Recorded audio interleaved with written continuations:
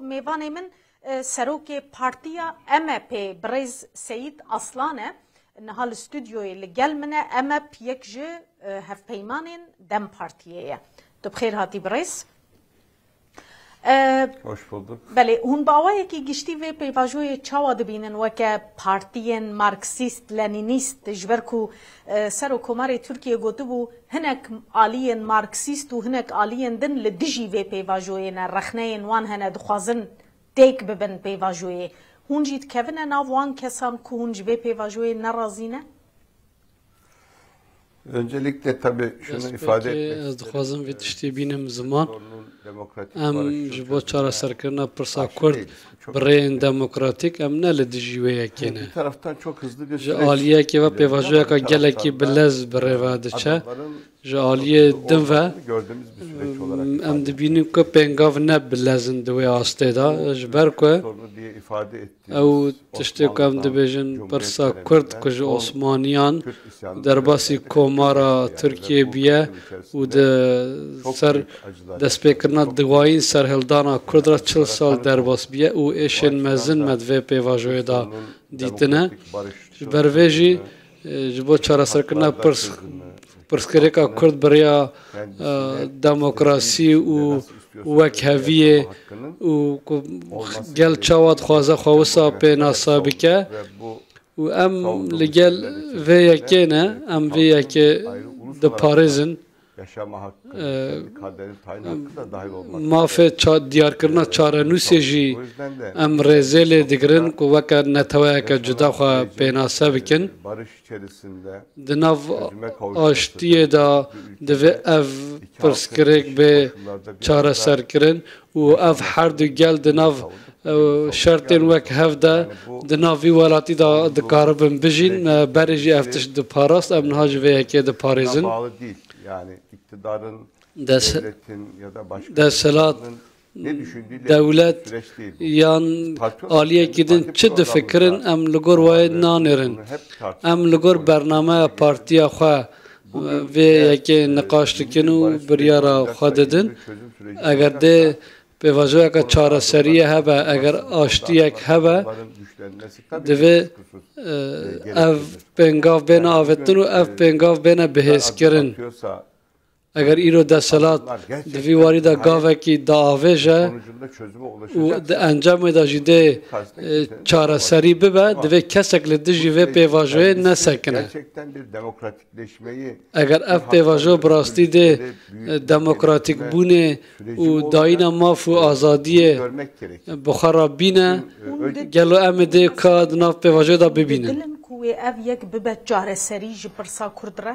Şimdi şöyle yani niha bi vî awayî niha rastiyek li holê heye li Tirkiye desthilat kiryarên wê ji demên berê de heta îro dema te dinêrî divê mirov bi guman nêzîkê bibe mirov divê bibîne ku hinek şert û merc di vê tiştî de hene berî vê yekê jî hûn dizanin pêvajoyeka çareseriyê hebû û ji wê pêvajoya çareseriyê we dît ku şerekî tund û pevçûnên tund dest pê kirin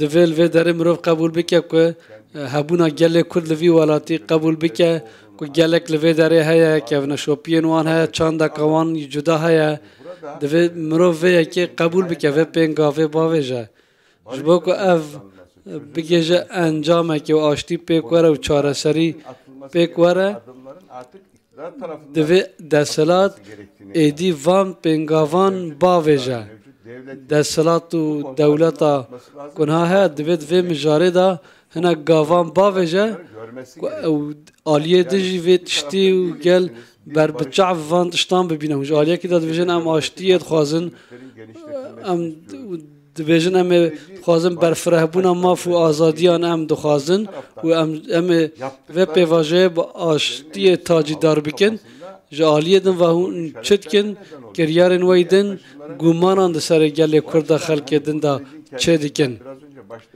weke ku min serî da jî got pêvajoyekê bilez dest pê kiriye lê gavên praktîkî dema ku nehatin avêtin de ve deme çi dibe serê mirovan da serê gelê Kurd da hindek guman û pirs çê dibin.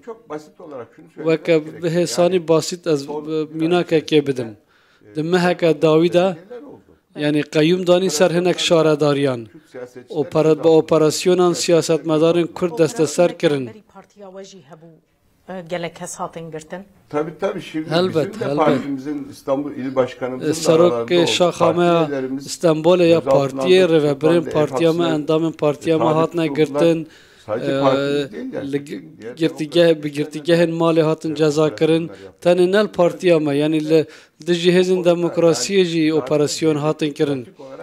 Divê desthilat û dewlet bi awayekî praktikî ji bo çareserkirina vê pirsgirêkê ew pêngavên pêwîst bavêje.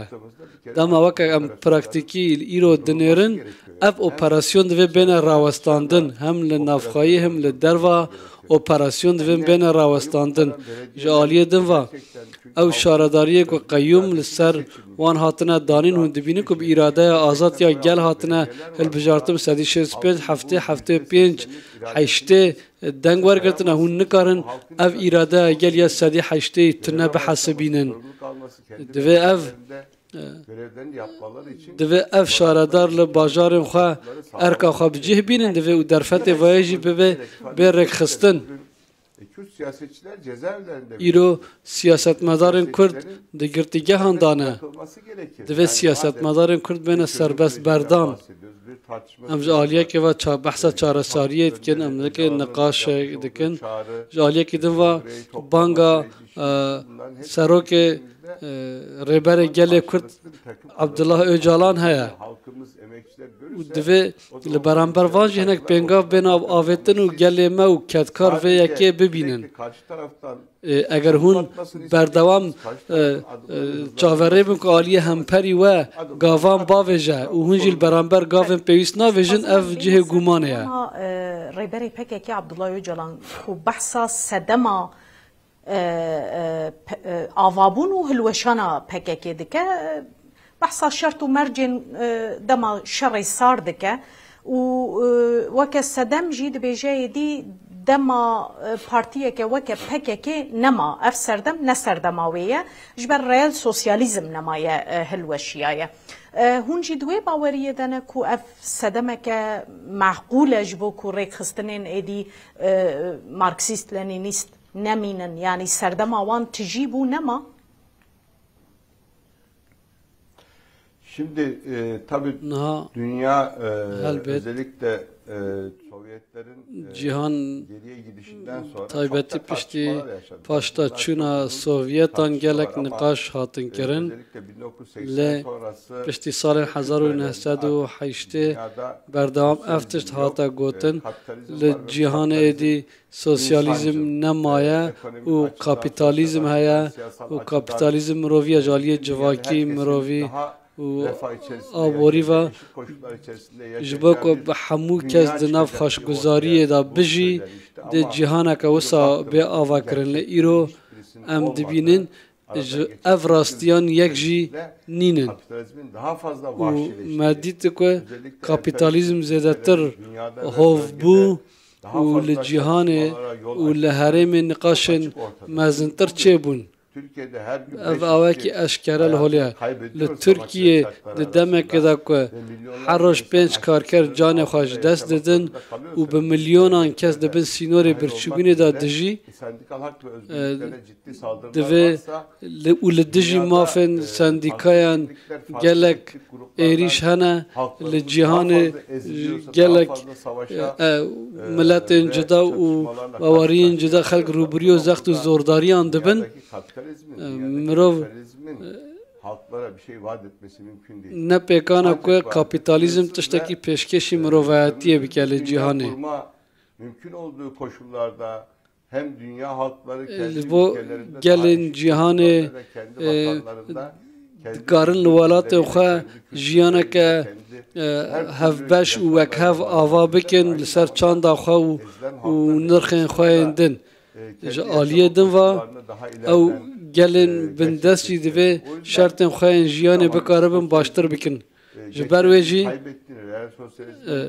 gotina sosyalizmin dema xwe derbas kiriye û real sosyalizm rastiya wê nemaye.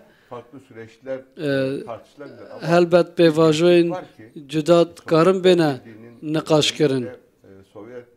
Bi taybetî piştî şoreşa cotmehê ya li Sovyetan me dît ku li wan welatan yanî serdemeka wekheviya neteweyan derkete holê. Ev rastiyek e.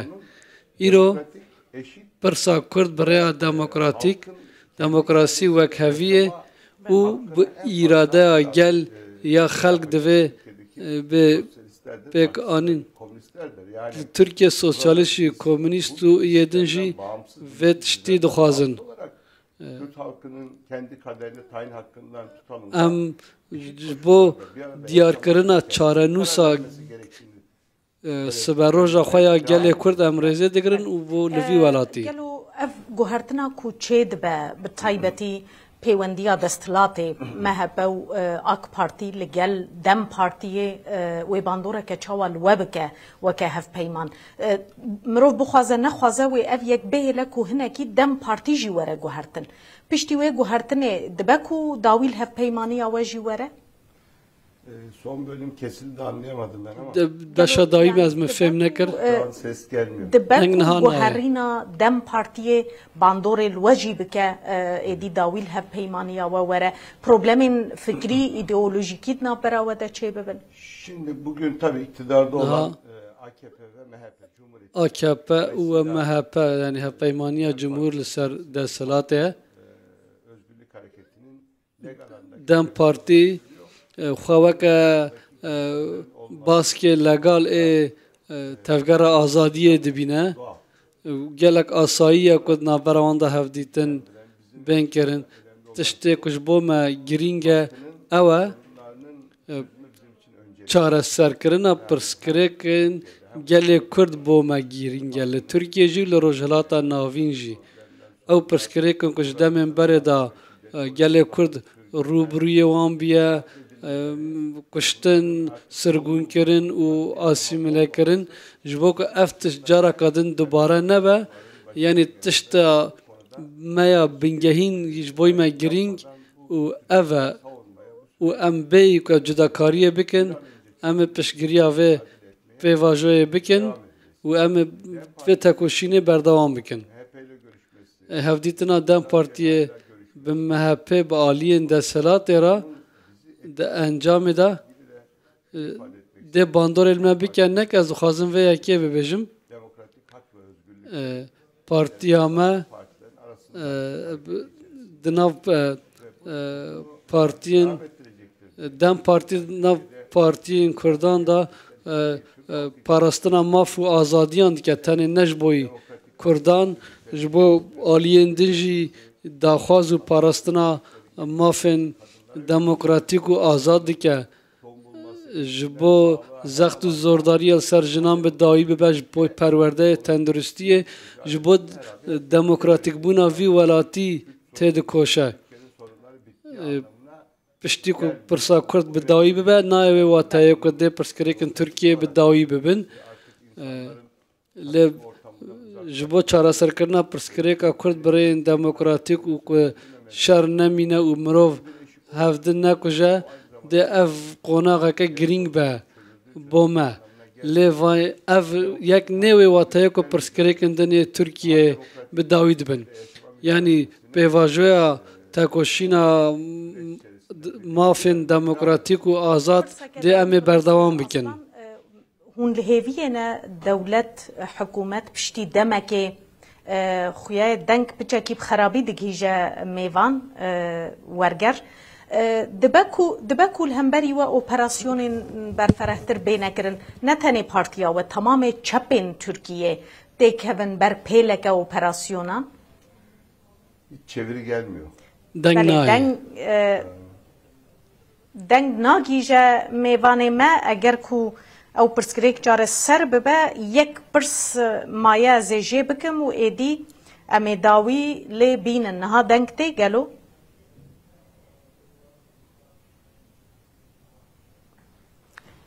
بله دنگ نایک گلکی سپاس و دمی بر سید اصلان سروک پارتیا MHP دل باجار استانبول میوان مبوزور سپاس